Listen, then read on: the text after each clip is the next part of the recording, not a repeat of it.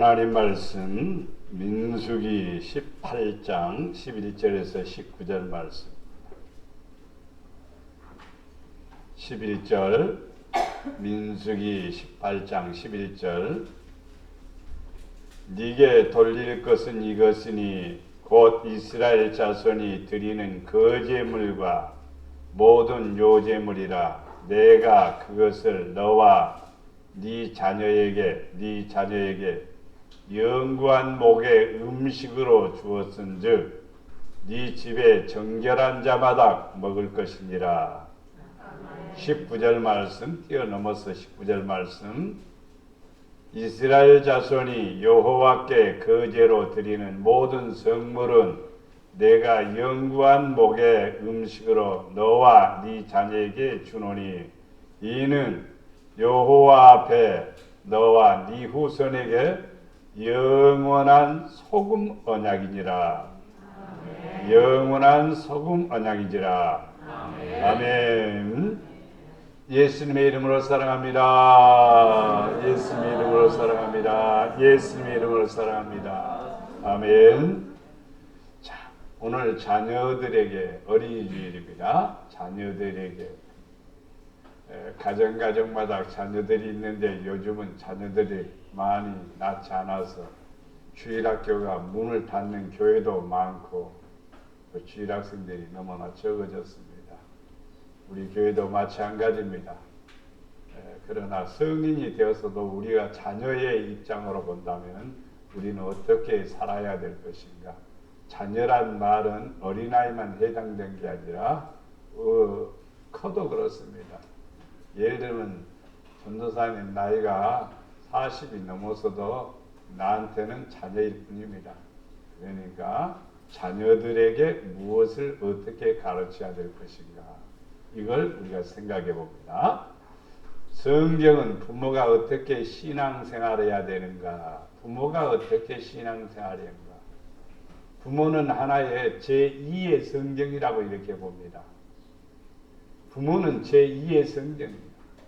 성경책이 있는데 살아있는 성경은 뭐냐? 부모입니다. 근데 부모가 삐딱하면 자녀는 삐딱하게 되어 있는 거예요. 부모가 성경적이면 자녀도 성경적이 될 수가 있어요.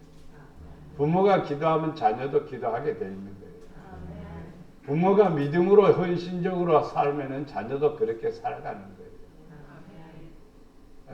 제가 저기 상계동에 가면 상계교회가 있습니다. 상계교회가 있는데 그 상계교회에 청년들, 학생들 수련회 강사로 불려가서 강사로 가서 있을 때 강사를 이렇게 대접하는데 한 학생이 참 열심히 내 방을 이렇게 오면은 청소하고 깨끗이 닦고 이렇게 열심히 한 학생이 그렇게 하는 거예요. 그래서 나는 궁금했어요. 그래서 저 학생이 누구냐고 친구 전도사님한테 물어보니까 전도사님이 장로님 딸이라고. 역시 장로님 딸은 그렇구나.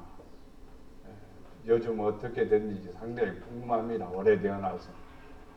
신앙생활은요, 부모로부터 배우기입니다. 부모는 제2의 성경입니다. 자녀들에게 무엇을 줄 것인가? 자녀들에게 금은보화를 준들 다 타락과 부패에 빠지게 됩니다. 가장 중요한 것은 믿음을 물려줘야 됩니다.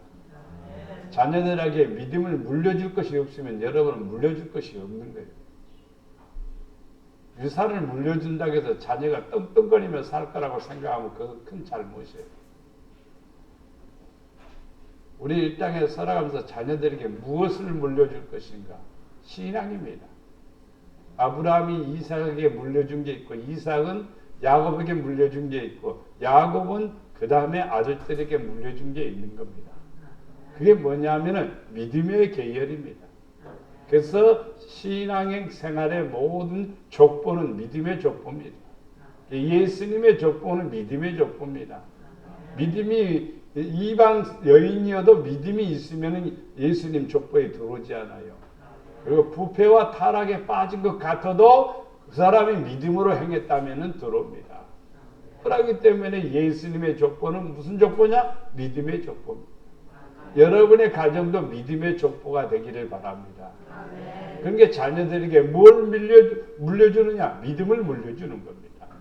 자녀들에게 신앙하는 법을 가르쳐줘야 됩니다. 어떻게 신앙생활을 해야 되는지, 어떻게 예배해야 되는지, 어떻게 하나님을 섬겨야 되는지 법을 가르쳐야 됩니다. 법이 없으면은요, 삶이 망가져 버려요. 법이 깨져버리면요, 무질서하게 돼요. 사람에게는 하나님의 법이 있습니다. 하나님의 법이 있습니다. 성령의 법이 있습니다. 양심의 법이 있습니다. 세상의 법이 있습니다. 이 법들을 어기게 되면 죄인이 되는 겁니다. 신앙생활도 법이 있습니다. 근데 그 법을 어기게 되면 허물이 많은 사람이 됩니다. 죄인이라는 표현을 쓰기보다도 허물이 있는 사람이 되는 거예요. 그리고 더 깊이 들어가게 되버리면 죄인이 되는 겁니다. 그 자녀들에게 뭘 가르치냐? 신앙하는 법을 가르쳐요. 그래서 기도하는 법도 가르치고, 그리고 하나님께 영광 돌리는 법도 가르쳐야 됩니다. 자녀들에게 하나님의 말씀대로 사는 법을 가르쳐야 됩니다. 하나님 말씀대로 살아야 된다. 우리는 어떻게 살든지 말씀대로 살아야 된다. 만약에 말씀대로 살지 않으면 괜찮은 것 같지만은요, 자녀들을 갖다가 사망의 그 골짜기에다가 핑계치는 것하고 똑같아요. 그렇기 때문에 여러분의 가정의 자녀들을 말씀대로 살아가는 법을 가르쳐야 됩니다. 첫째, 자녀들에게 예배하는 것을 가르쳐야 됩니다. 예배 드리는 것. 오늘 예배 어린이집이면 다 데리고 나와야 돼요, 사실은요. 그리고 예배에 참여할 수 있도록 해야 돼요. 이제 예배 시간 주일학교도 예배를 이렇게 준비할 겁니다. 그러면 주일학생들도 와서 예배 드릴 수 있도록 이렇게 해야 됩니다. 혼자 뭐 하니까 또 엄마들이 일찍 데리고 나와야 되는 경우도 있고 그럽니다. 그러니까 자녀들이 예배하는 법을 가르쳐요. 그럼 자녀들을 그 다음에 가정에서도 자녀들을 끌어안고 기도해 주는 법도 가르쳐야 돼요. 우리 부모님들이 지금 자녀들이 있으면 자녀들 무릎 딱 꿇혀놓고 손잡고 하나님, 우리 하나님께서 주신 선물 지혜롭게 자라고 믿음으로 자라고 성령으로 충만하고 하나님 뜻대로 쓰여지는 하나님 사람 되게 하옵소서. 이렇게 여러분이 구체적으로 기도해 보아요. 그렇게 해야 돼요, 사실은. 그런 것을 안 한단 말이에요. 그게 기본입니다, 기본. 신명기 4장 10절 말씀에 내가 호렙산에서 내 하나님 여호와 앞에 섰던 날에 여호와께서 내게 이르시기를 나에게 백성을 모으라. 내가 그들에게 내 말을 들려주어 그들이 세상에 사는 날 동안 나를 뭐한다? 경외함을 배우게 하며 그 자녀들에게 가르치게 하리라. 어른들에게 먼저 가르쳤습니다. 어떻게 경외하는지를. 그리고 그것을 또 자녀들에게 가르치라고 그랬습니다. 부모가 하나님 경외하지 않으면, 잘 믿지 않으면 자녀들은요, 신앙생활요, 극히 어려워요. 기대하기가 어렵습니다. 어머니도 안 믿는데 내가 왜 믿어? 교회는 다니는데 믿음이 없는데 내가 믿음으로 살아야 돼? 쉽지가 않는 거예요. 쉽지가 않는 거예요. 아예 믿지 않는 가정에서 믿음의 자녀들이 나오는 경우가 있습니다. 무당의 아들이 목사님이 되신 분들이 있습니다. 예? 그래서 우리 성도들은 기도해야 돼요. 내 자녀들을 위해서 뭘 배우냐? 여호와 경외하는 법을 가르쳐야 돼요. 하나님을 경외해야 된다. 하나님을 잘 믿어야 된다. 하나님께 예배해야 된다. 예배할 때는 데리고 나오고 같이 예배에 잘 이렇게 참여할 수 있고 경건하게 예배를 드릴 수 있도록 이렇게 해야 됩니다. 그러면 하나님이 큰 은혜를 주십니다. 네. 예배 시간에 또 우리가 정성을 다해서 하나님께 예배할 수 있는 그런 성도가 되도록 해야 됩니다. 자녀들에게 경외하는 법을 안 가르치면은요, 자녀들은 믿음으로 안 살아요. 그래서 항상 부모들은 자녀들에게 예수, 하나님, 성령님을 경외하는 법을 가르쳐야 됩니다. 잘 가르쳐야 돼요. 그래야 하나님이 역사하십니다. 신명기 31장 13절 말씀에 또 너희가 요단을 건너가서 차지할 땅에 거주할 동안에 이 말씀을 알지 못하는 그들의 자녀에게 듣고 내 하나님 여호와의 경외하기를 배우게 할지니라. 혹독하게 가르치면 자녀들은 더 강해질 수 있습니다. 약하게 가르치면 자녀들은 약합니다. 오야오야 해놓으면은요, 아이들은요, 능력 있는 사람이 되지를 못하는 거예요. 여러분이 유튜브에서 그거 보아서 잘 알 겁니다. 엄청난 기업을 일으킨 한 여성이 있습니다. 그 여성은 어려서부터 성경을 읽었습니다. 성경을 읽었어요. 성경을 읽지 않으면 밥을 안 줬습니다. 아버지가 밥을 안 주는 거예요. 엄마도 밥을 안 주고. 그러니까 어렸을 때는 밥을 먹기 위해서 성경을 읽었습니다. 근데 나중에는 밥을 먹기 위해서 성경을 읽는 게 아니라 성경이 좋아서 성경을 읽게 됩니다. 그래서 성경을 읽다 보니까 어떻게 경영하면은, 어떻게 인생을 살면은 성공자가 되는가를 알게 된 거예요. 그래서 엄청난 축복을 받은 인물이 되었습니다. 그런 사람들이 많아요. 그런 사람들이 많아. 네. 우리는 이 땅에 살아가면서 중요한 것은 여호와 경외하는 법을 가르쳐야 됩니다. 안 가르치면 안 돼요. 집에서 예배 드리는 사람들 그렇게 많습니까? 예배 안 드릴 거예요. 거의 대부분. 한 번씩은 드려야죠. 식구들 모아놓고 우리 같이 예배 드리자. 아니 누가 설교하고요. 찬송도 잘 못 부르는데 이거. 큰일입니다. 집에서 찬송 소리가 안 나오고 유행가 소리가 나오고 엄마는 텔레비 틀어놓고 토로또 듣고 있고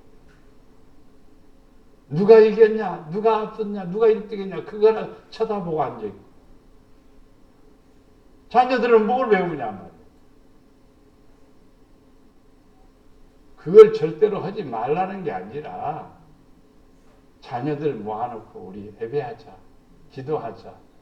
예배까지는 못 가도 기도까지는 할 수는 있지 않아요? 그래야 돼. 우리 성수 권사님 잘 하시는 것 같다.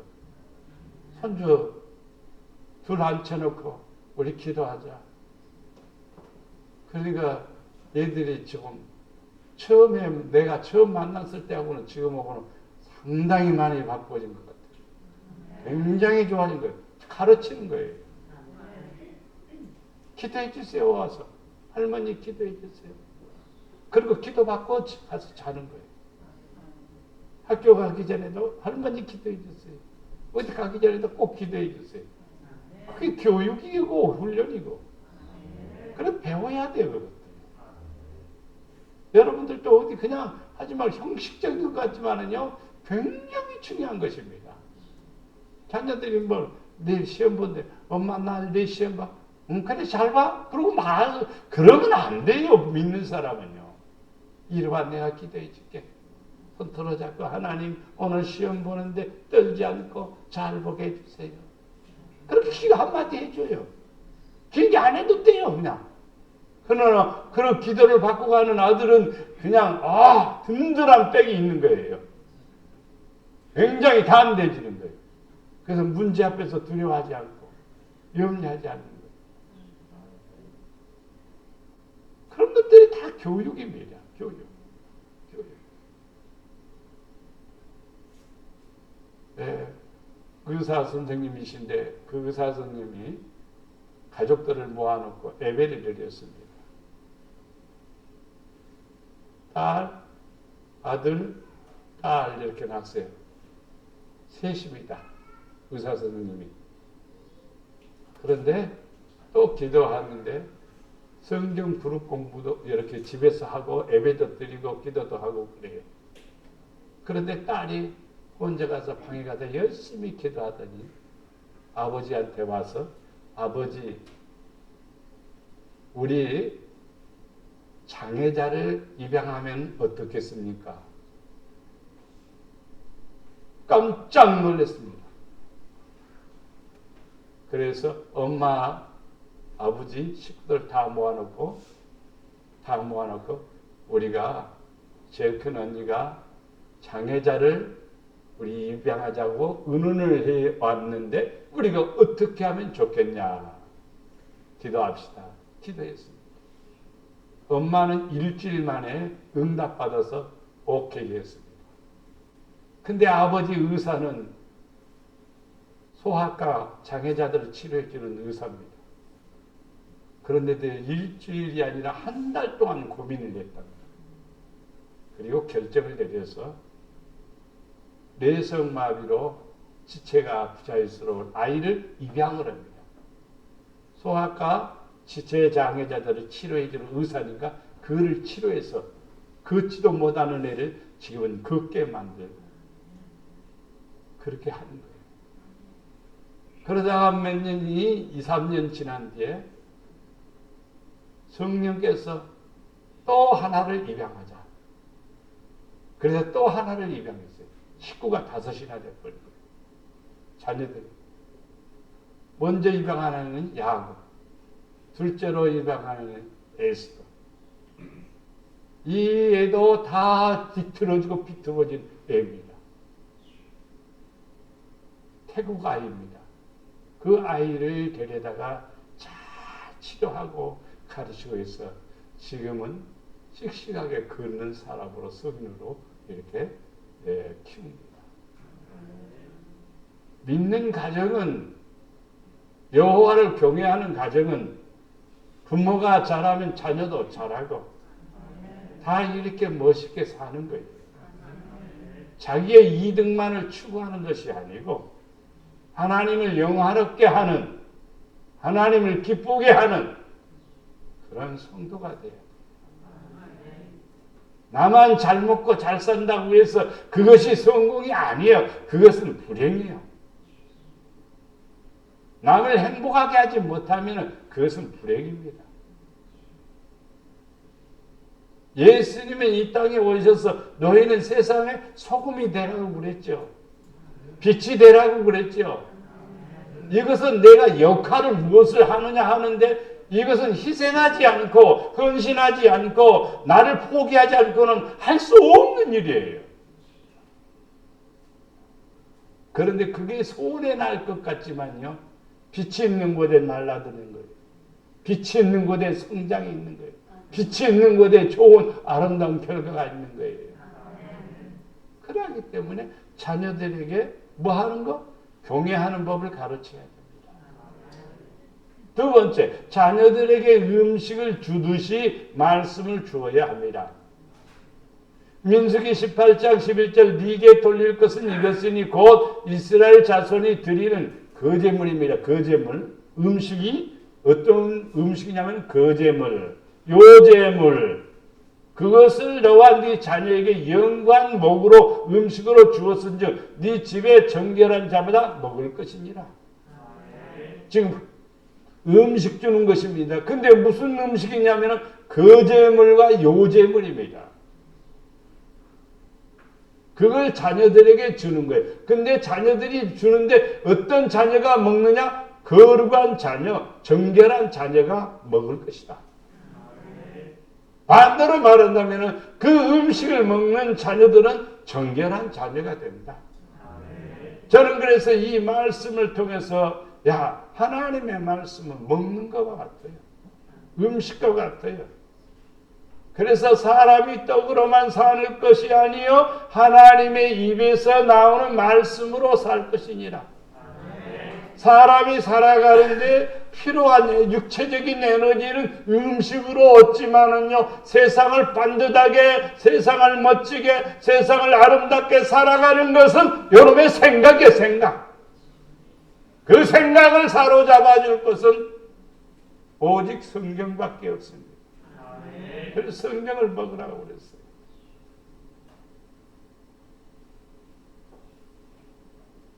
제가 은지하고 주은이한테 요한복음 영어 성경을 요한복음 리빙 바이블로 해서 싹 복사를 해서 하나씩 주었어요. 한 번 일독을 하면은 내가 10,000원씩 용돈을 줄게. 근데 주원이는 아직도 10,000원을 한 번도 못 탔고, 은지는 한 번 탔습니다. 그래서 은지한테 그랬죠. 하루에 한 장씩 보면은 21장이니까 한 달에 한 번씩 용돈 10,000원씩 할아버지한테 받는 거야. 그러니까 열심히 읽어. 해석할 필요도 없어. 이제 중학교 1학년이니까 읽을 수 있어. 그냥 모르면 그냥 우물쭈물 넘어가도 괜찮아. 자꾸 보고 또 읽고 하면은 해석도 되는 거야. 읽고 하게 되면 거기서 하나님의 뜻을 발견하는 거야. 그러니까 오늘 약속을 했어요. 한 달에 한 번은 보겠다고. 용돈도 생기고 또 성경도 보고 또 하나님께로 더 가까이 나가는 것이죠. 그게 뭐냐면 먹는 겁니다. 먹는 것. 여러분 자녀들에게도 한번 훈련을 시켜야 돼요. 성경 구절을 외우게 한다든가 아니면 성경을 읽게 한다든가 이거 꼭 해야 됩니다. 안 하면 안 돼요. 그럼 후대에 우리는 자녀들을 통해서 기대할 수 없습니다. 세상적으로 잘 가르치면 성공할 것 같죠? No!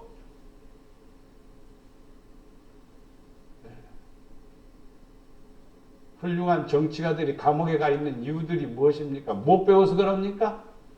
비성경적이니까 그러는 거예요. 비성경적. 한국에서 너무너무 가난하고 너무너무 힘들어서 돈을 벌기 위해서 일본으로 건너갔습니다. 일본에 건너갔어요. 열심히 일을 했습니다. 너무너무 많은 일본 사람들이 한국 사람들과 저센징 하면서 얼마나 괴롭히는지 기도로 감당하고 믿음으로 지켜가면서 낮에는 공사판에 가서 일하고 저녁에는 학교에 가서 공부하고 그렇게 열심히 해서 일본에서 최고의 갑부가 됐습니다. 최고의 부자가 됐습니다. 최고의 부자가 됐습니다. 정직하게 하니까 사업이 되는 거예요. 근데 그 최고의 부자가 누구냐? 한국 사람이에요. 한국 사람. 근데 이 최고의 부자가 전 재산 한국에게 자기가 죽을 때 다 주겠다. 선포를 했습니다. 이분이 왜 그렇게 성장했을까라고 묻는다면요. 오직 믿음입니다. 여러분 자녀들에게 말씀을 자꾸 먹여야 돼요. 성경에는 이렇게 기록했다. 아이고 나도 성경 모르는데 어떻게 성경에 이렇게 기록했다고 말하겠어. 그러니까 우리는 너무나 무책임한 엄마가 되고 무책임한 아버지가 되는 거예요. 자녀들에게 성경이 아닌 것은 아니라고 얘기해야 돼요. 하나님이 좋아하는 것과 싫은 것을 구별할 줄 알아야 돼요. 부모가 되어가지고 하나님이 싫어하는 것을 그냥 두고 보고 있으면 안 돼요. 너 믿음으로 살라고 마음은 그러지만 그냥 두어버리게 되면은요. 여러분 자녀들 성공하는 걸 다 좋아하겠죠. 이 세상에서 아무리 성공해도요. 천국까지 못하면은요. 성공 못한 겁니다. 천국에 들어가야 성공하는 거예요. 그러려면요. 뭐 해야 돼요? 성경을 알아야 돼요. 알아야 살죠 그대로. 성경을 먹으면은 밥을 먹으면은 육적인 건강은 육적인 어떤 힘은 있겠습니다만은 말씀이 없으면 영적인 힘이 없습니다. 말씀을 먹어야만이, 말씀을 사모야만이, 말씀을 믿어야만이 내게 영적인 힘이 생기는 겁니다.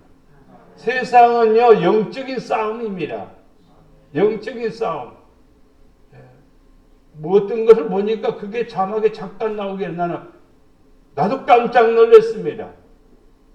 영과 육의 싸움인데, 이숙의 싸움인데, 이 어떻게 얘기하는 거예요? 하늘에 있는 영적 존재지요. 거룩한 존재가 뭐라고 말하는 거예요? 사람이 뜻대로 할 수 있도록 70%를 자율로 하라고 했습니다. 30%는 하나님의 뜻대로 하는 거예요. 그러니까 70%가 자기 마음대로 하는데 30%는 하나님의 뜻대로 하는 거예요. 그럼 하나님의 뜻대로 하는 게 정의야 이렇게 생각하는데 아니라는 거예요.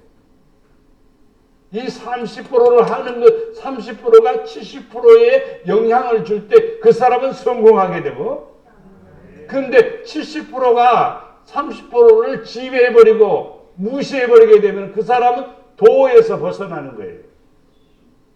길도자를 쓰면 머리 숫자가 있습니다. 머리가 누구냐 이 말. 자기가 머리가 되면 그 사람은 도에서 벗어나는 거예요. 길에서 벗어난 거예요. 모든 사람은 도로를 걸어가야 돼요. 바르게 가야 돼요. 근데 자기가 머리가 이렇게 높아져 버리게 되면은 그 다음에는 그 위에는 없는 거예요. 하나님이 없는 거예요. 30%가 적은 것 같지만 퍼센트 30%가 바로 나의 삶을 지배해 나가는 거예요. 그러게 되면은요, 우리의 삶은 아름다워지는 겁니다. 자녀들에게 말씀을 가르쳐야 돼요. 먹으라고 그랬잖아요. 바르게. 민수기 18장 19절 말씀에 이스라엘 자손이 여호와께 거제로 드리는 모든 성물은 내가 영관 목의 음식으로 너와 네 자녀에게 주노니 너는 여호와 앞에 너와 네 후손이 영원한 소금 언약이니라. 변치 않는 언약이다 이 말이에요. 하나님의 말씀은 가다가 끊어져 버리거나 가다가 힘이 버리거나 그런 것이 아니라 영원 언약입니다. 성경에 기록된 말씀은 변치 않습니다. 사람이 변하는 거죠. 사람이 변하는 거예요. 사람이 변하면은요, 하나님의 언약하고는 거리가 멀어져 버립니다. 하나님이 떠납니까? 사람이 떠납니까? 아들이 아버지를 떠나는 거지. 아버지가 아들을 버려두는 게 아니에요. 소금 언약, 변치 않는 언약, 변치 않는 언약. 신앙의 핵심 가운데는요, 성도는요, 처음과 끝이 같아야 돼요. 변치 않아야 돼요. 사람은 감정의 동물인지라 기분 좋으면 눌러 날라지만 기분 나쁘면요, 입이 대발 나와가지고. 그렇죠. 근데 그 감정들을 잘 추스려야 돼요. 변치 않아야 돼요. 얼마 전에 제가 연세대 동문들을 만났습니다. 아유, 목사님 무슨 연세대를 나왔대요. 연세대 가서 공부했으니까. 2년 동안 공부하니까 연세대 동문에 거기에 다 기록이 되어 있습니다. 앨범도 있고. 근데 동문회 모임이 있는데 동문 모임이 우리만 유지하는 거예요. 그 동문회 또 나보고 캡틴이래야 만날. 내가 그렇다고 해서 호통치고 잘난 척하고 뭐 그런 스타일이 아니잖아요. 근데 반장 노릇을 하다 보니까 만날. 그래서 반장님이 좋으시니까 우리가 잘 모인다고. 지금 23년이 지났는데도 지금도 모입니다. 서로 기도하고 서로 교제하고. 사람이 변치 않는 게 참 중요한 것 같아요. 근데 사람이 변해버리면요, 하나님과의 관계도 이웃과의 관계도 다 막 뒤틀리기 시작하는 거예요. 그래서 소금 언약입니다. 소금 언약은 변하지 않는 거예요. 소금이 짜다가 말다 그러나요? 짠 것은 항상 짠 거지요. 사무엘상 1장 4절 말씀에 엘가나가 제사를 드리는 날에 제물의 분깃을 그의 아내 브린나와 그의 모든 자녀들에게 주고 제물의 분깃을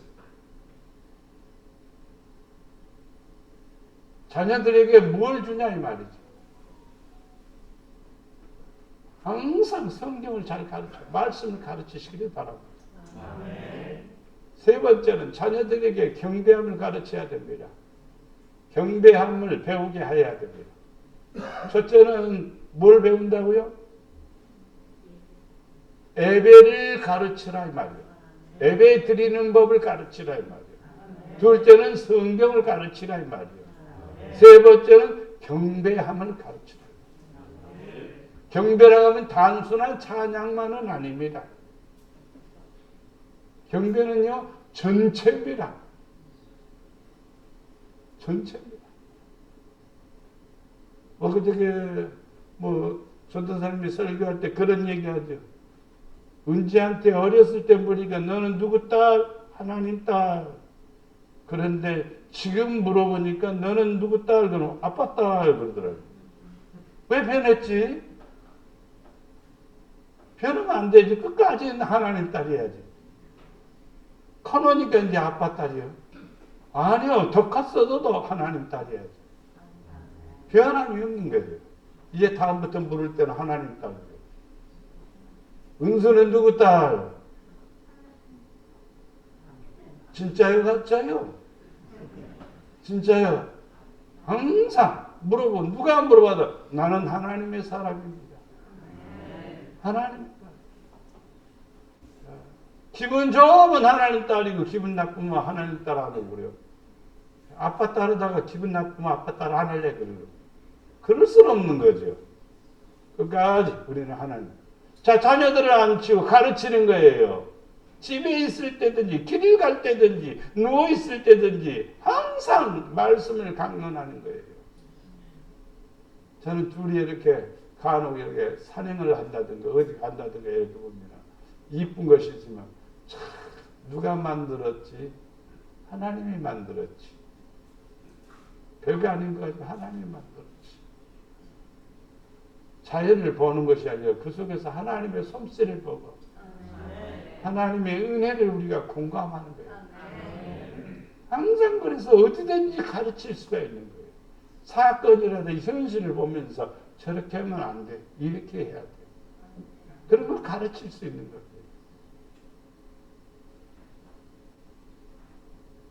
우리 권사님 같이로 이제 한 번씩 이렇게 준서가 오면은요, 어떻게 해야 될 것인가. 오면 한 번씩 할머니가 기도해 줄게 하고 기도해 줘. 처음에는 싫어 그럴 수도 있어. 익숙하지 않으면요. 그런데 자꾸 해줘야 돼요. 그래야만 믿음의 씨앗이 나올 수가 있는 거예요. 그러면 역사가 일어나는 거죠. 네. 뭐 하면요, 뒷방에 데리고 가서 그냥 씹으려고 눌러버려 그냥. 할렐루야.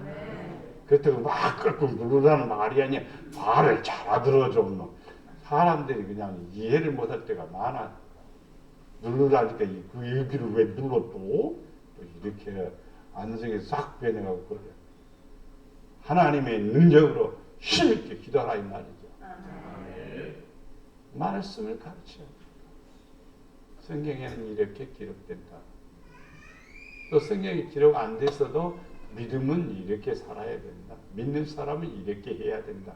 이런 것을 언제나 앉았을 때든지 누워있을 때든지 누워서 그냥 텔레비전 받고 히히하고 그냥 끝나버리지 말고 그 텔레비 내용을 보면서도 우리는 어떻게 해야 되지?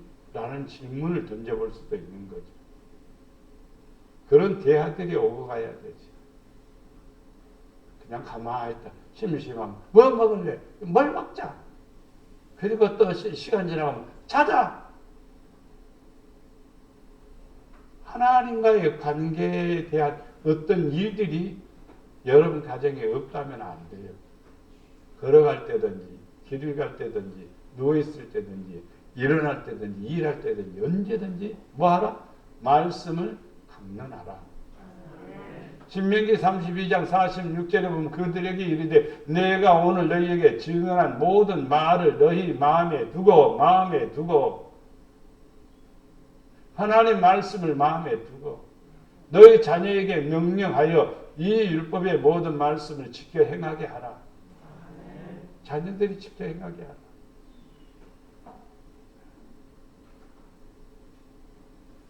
장로님 아들이 애들한테 돈을 주면서 헌금해라 그랬습니다. 한 번씩 그런 일이 있어요. 그런데 가지고 가다가 시골 이렇게 지나가다 보면 전빵이 있어갖고 유혹이 와갖고 전빵에 들어가서 그거 갖고 과자를 사 먹어버렸습니다. 그러는데 선생님이 그냥 장로님한테 일렀습니다. 애들이 헌금 안 했어요. 그냥 지나갈 것이지 왜 또 장로님한테 일러봤죠. 장로님이 집에 와가지고 애들을 불렀습니다. 너네들 헌금 갖고 뭐 했니? 그러니까 과자 먹고 싶어갖고 사 먹었어요. 당장 종아리 걷어. 종아리를 얼마나 맞았는지 피가 나올 정도로 맞았습니다. 그 다음부터는 이 자녀들이 하나님의 돈이라는 것은 절대로 손 안 대는 거예요. 그리고 하나님께 드리는 거예요. 그렇게 가르치는 거예요. 대충 해갖고는 하진 않아요. 은수녀리 11조 하니까 이제 한번 보겠습니다. 한번 11조 까먹었다, 11조 어디다가 뭐 했다 그러면 할머니가 어떻게 하는지 봐야지. 그러면 훗날에 어떤 인물이 된가를 딱 보는 거예요. 의사 된다고 했으니까 의사 돼야 되고, 목사 된다고 했으니까 목사가 돼야 되고, 그러려면 잘 가르쳐야 돼. 잘 가르쳐야 돼. 말씀대로 가르쳐야 돼. 정확합니다. 성경은. 이사야 54장 13절에 네 모든 자녀는 여호와의 교훈을 받을 것이니 네 자녀에게는 큰 평안이 있을 것이다. 그러니까 자녀들이 교훈을 받아야 자녀들에게 뭐가 있다? 큰 평안이 있다. 잘 된다 이 말이요. 형통한다 이 말이요. 근데 교훈을 안 받으면 자녀들에게 평안이 없는 거예요. 사실은. 기대할 수가 없는 거예요.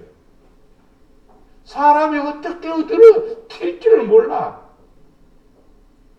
분명히 기대가 꿈을 키우지만 아니라고요.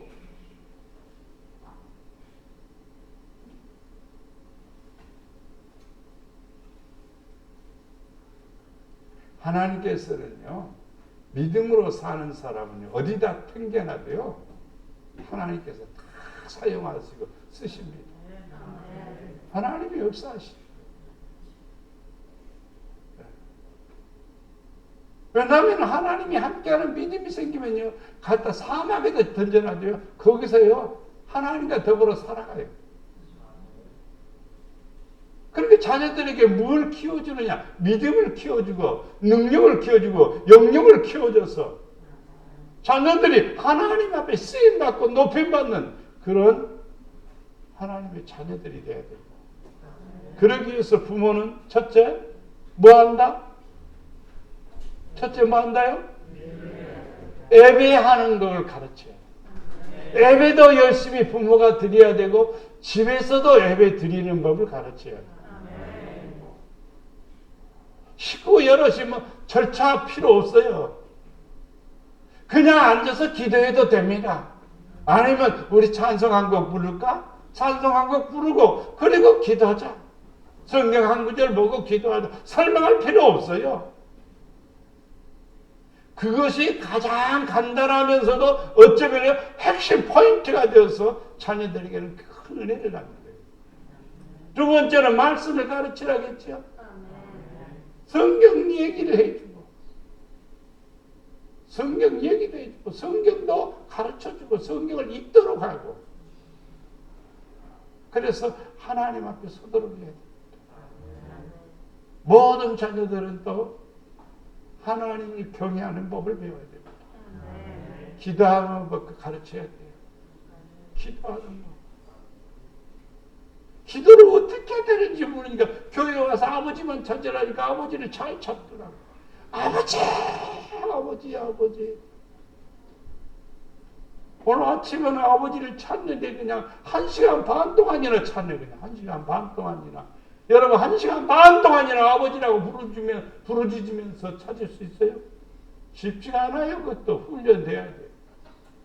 30분이 40분, 40분이 50분, 50분이 1시간이 1시간 반 걸.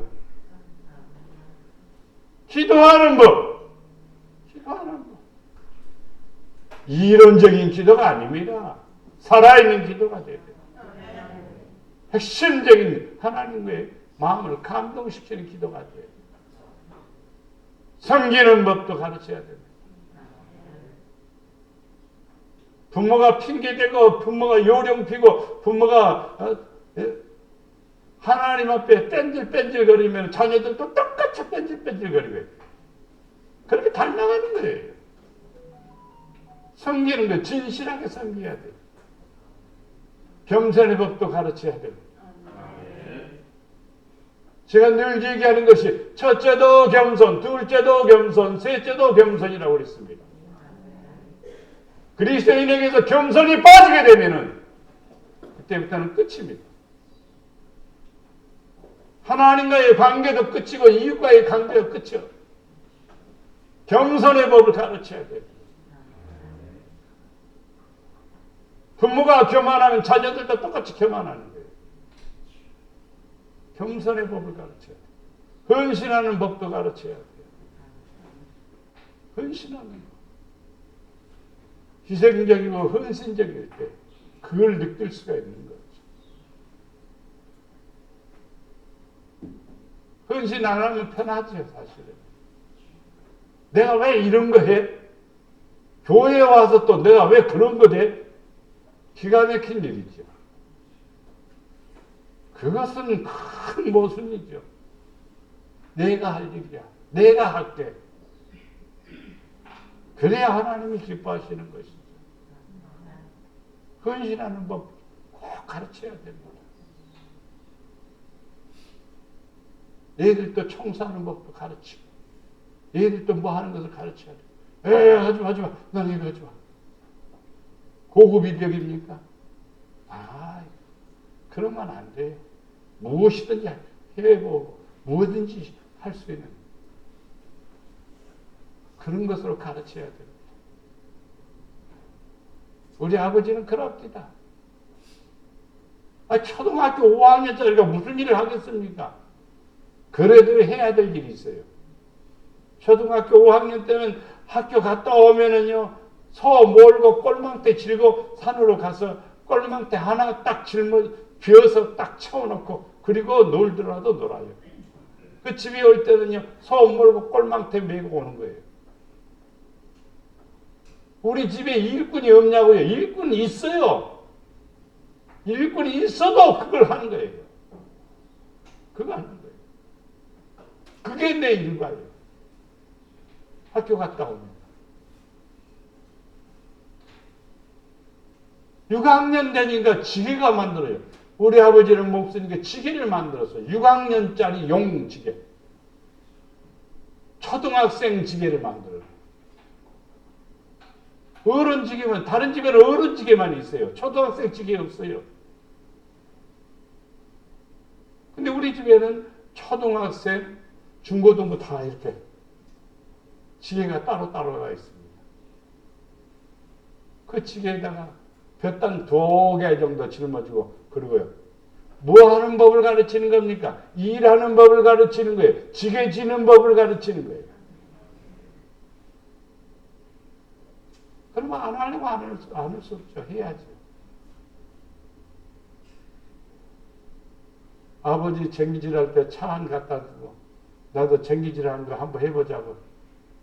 그게 바로 중학교 때입니다. 쟁기질하기가 그렇게 쉽지는 않더라고요. 성도들은 또 항상 교회에서 섬기는 법을 가르쳐야 돼요. 섬기는 법. 아이한테 야, 저거 권사님 집에 갖다 줘.